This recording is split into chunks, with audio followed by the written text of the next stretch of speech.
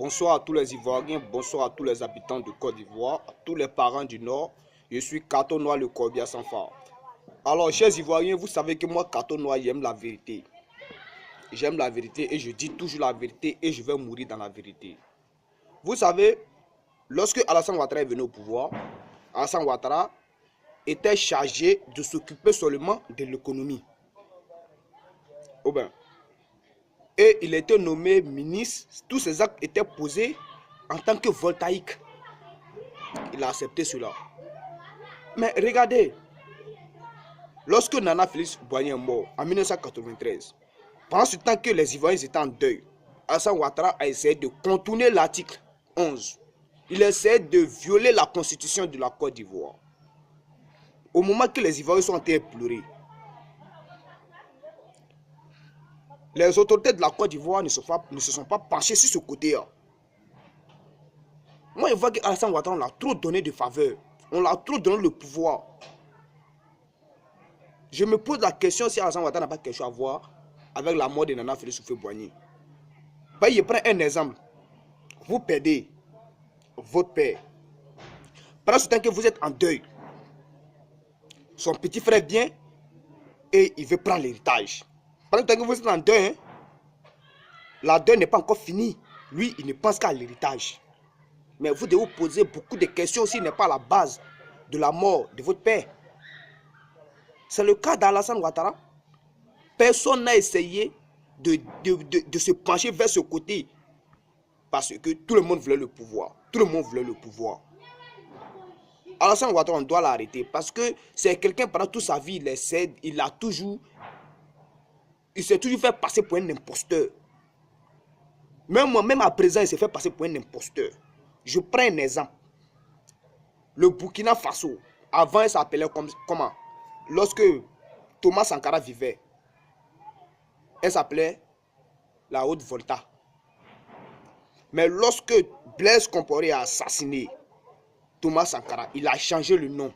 Il a fait appeler le Burkina Faso. Parce que s'il ne changeait pas le nom, il allait perdre beaucoup de biens. Et c'est le cas de la Côte d'Ivoire. Lorsque Alassane Ouattara a pris le pouvoir, qu'est-ce qu'il a fait?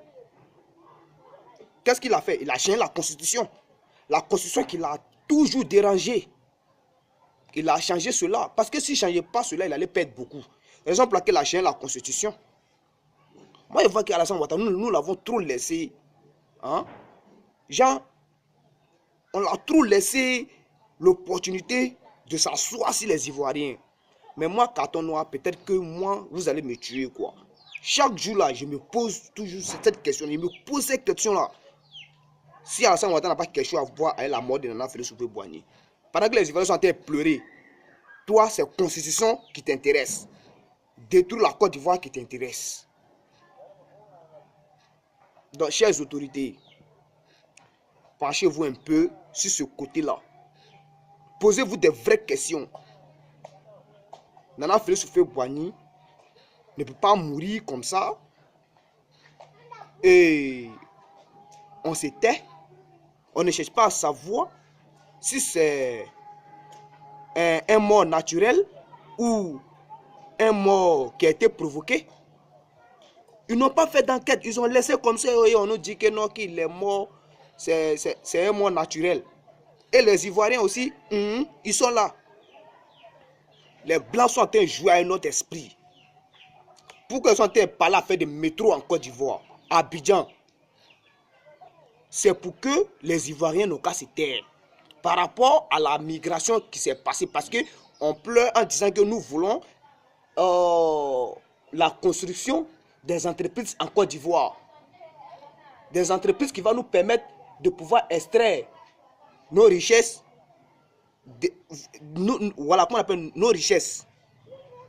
Des usines de transformation de matières premières. Mais il va sur le même métro là. Nous on va se taire. Mais je vous dis, c'est pas métro. C'est pas métro. C'est wagon ils vont mettre.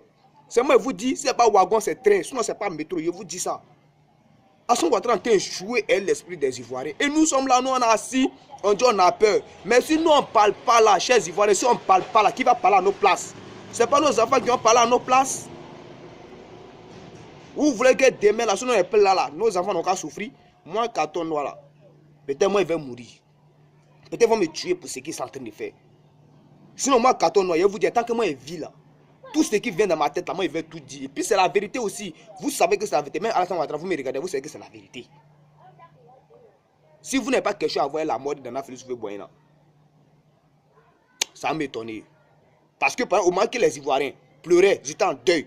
Toi, tu essayais de contourner la constitution de la Côte d'Ivoire. Tu t'es toujours battu contre les habitants de la Côte d'Ivoire. En 1999, tu as tenté un coup d'État. Ça n'a pas marché. Hein?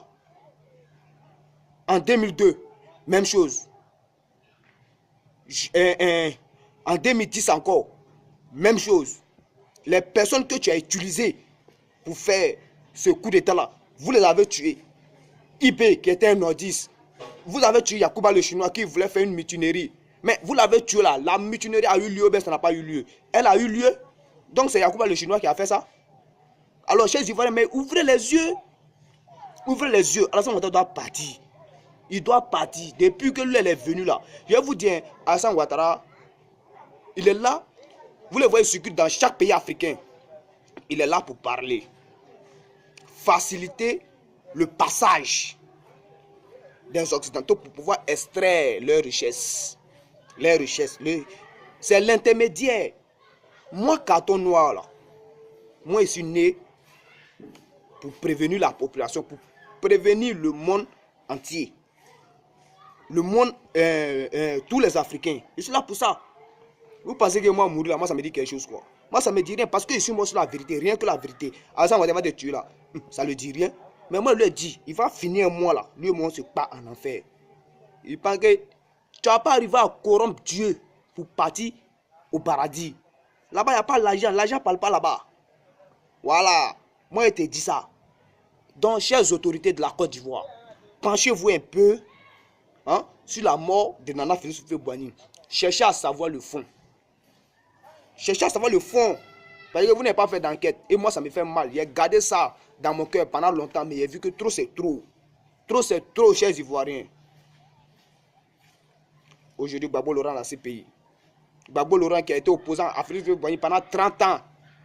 Il n'a pas fait guerre. C'est en 2010 il va prendre arme. Ah! On va réfléchir un peu, chers Ivoiriens. Penchez-vous un peu sur la mort de Nana Félix Houphouët-Boigny. Si Nana Félix Houphouët-Boigny a appelé Donald Flogo par lui dit que Alassane Ouattara, c'est un Burkinabé. Il a dit ça. Il a fait comme... Donald Flogo a appelé ça comme testament. Il a appelé ça un testament. Et Donald Flogo aussi a affirmé cela.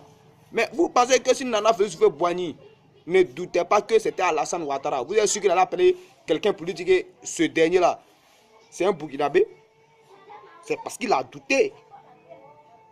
Il a douté que ce dernier-là est à la base de sa souffrance, de sa mort, raison pour laquelle qu'il a appelé Donald Flogo pour lui dire que, attention, ce monsieur-là, c'est un Burkinabé. Et il a nommé Alassane Ouattara Premier ministre, mais en tant que voltaïque, pas en tant qu'Ivoirien, voltaïque, mais le Premier ministre de la Côte d'Ivoire. Alors, chères autorités, vous qui aimez Félix Houphouët-Boigny, penchez-vous un peu sur ce côté-là, je vous en supplie. Penchez-vous. Alors, c'était Carton Noir, le cordial sans fort. Ciao, ciao et bonne journée.